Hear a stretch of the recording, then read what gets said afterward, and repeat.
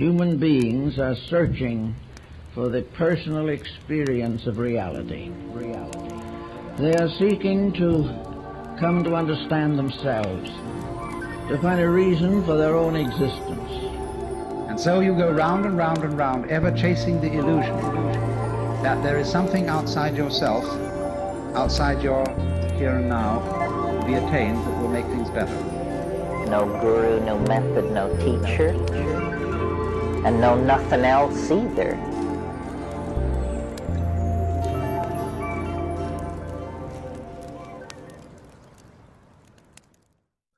Hey, what is up, fellow Phoenixes? It's the Spiritual Phoenix here. I don't have a fancy intro for you. Real quick, we're just going to take a moment to focus on what we're grateful for.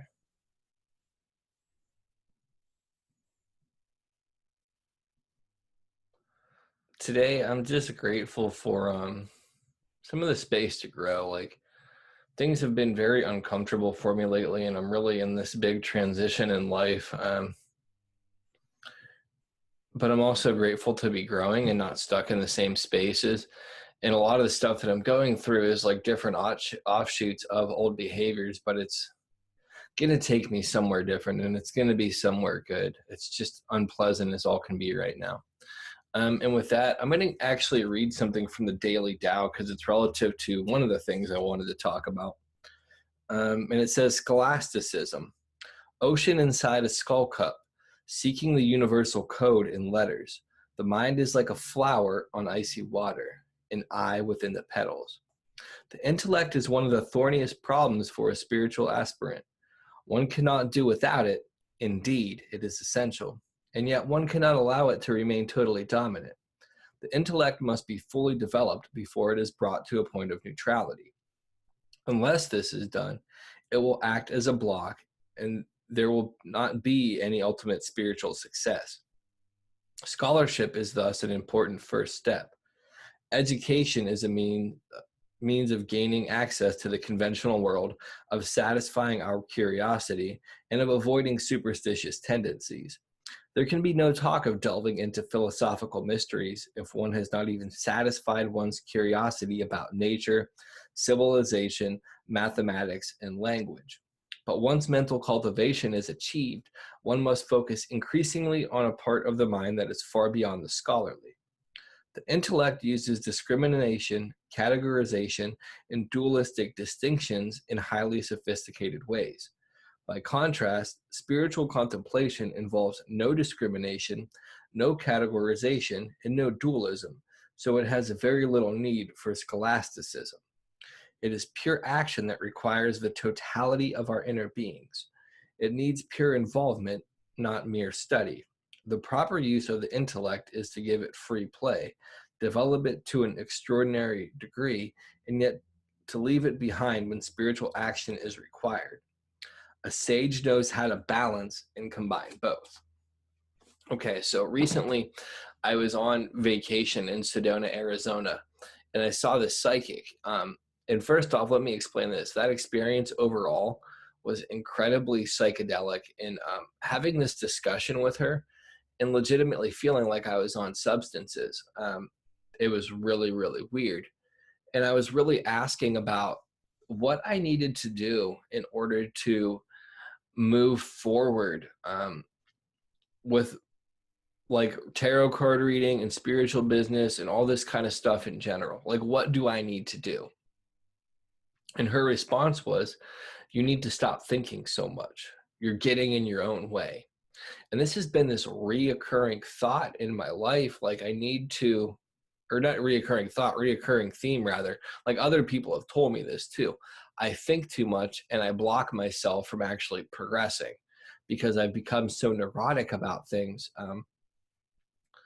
that I have to trust intuition more. That reading for today really ties into it too, which was cool as well. And it talks about how having all this knowledge can be a great burden. I mean, a great asset, but it can also be a great burden.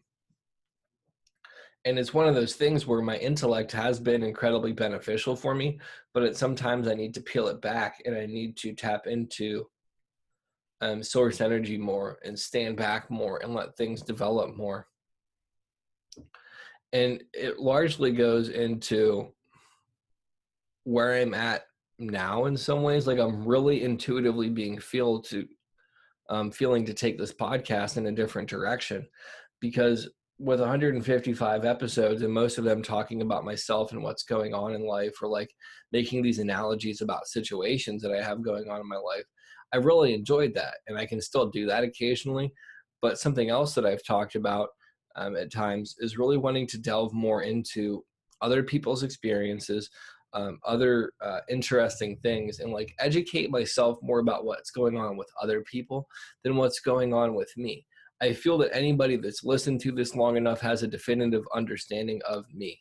Like I've put my heart and soul into the first 155 episodes. You should get me by now. And if you're tuning into this for the first time, listen and get an understanding of me. You can see how my mind works.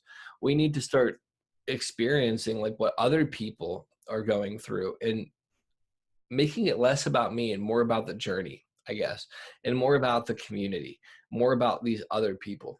So I'm looking for co-hosts. I have a couple different women that are willing to be co-hosts. So we're going to explore that and have them bring up topics, have them discuss stuff, have other points of view beyond my own. And then I'm also going to be looking for guests that may be atypical to what I've had on here before. And I'm definitely breaking out of the modality of the old interview questions. Like I need to breathe fresh life into this. I also think that I'm going to focus more on developing the quality a little bit more. So there might not be as many episodes. They might not be as frequent. They might not follow any set standard of things. Like I'm pretty much shaking up everything in my life in an attempt to move forward. And it's not that I'm giving up on this podcast. It's that I'm taking it a new direction and growing with it. It's kind of like when like a band's been playing together for a while. Sometimes they take a new direction with their music. And I'm taking a new direction with this, and it still fits into the framework of everything, because this is still part of my spiritual journey. It's just moving outside of me and experiencing spirit through other people. But like back to the whole Sedona thing now too. It was an incredibly cool vacation because part of that, like my mom's been there before. She's been there a bunch. And I went there last year with her. I actually have an episode about Sedona and shamanism. I don't remember the episode number. But anyhow, one of my things with her was like wanting to go to different places, not going to the same places that we went to last year, and also not going to the same places that she always goes to, charting new territory. And that's largely where I'm at in like every aspect of my life, is wanting to chart new territory. Typically, like I used to run around a lot, I guess is the best way to say it. Like I would go to different places, look for different experiences.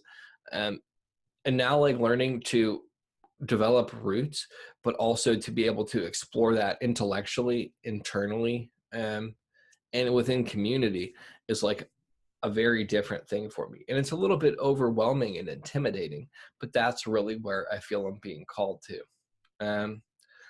I developed like some donation things you can connect through on my Spiritual Phoenix Tarot page. If you like the podcast, want to donate money to support this, because I'm really trying to make a push to be self-supporting through doing this, through my podcast, through my tarot readings, through all that stuff. So I'll put a link to that. And with that, love, light, I really hope to bring some enjoyable stuff your way. Thanks, people. Peace.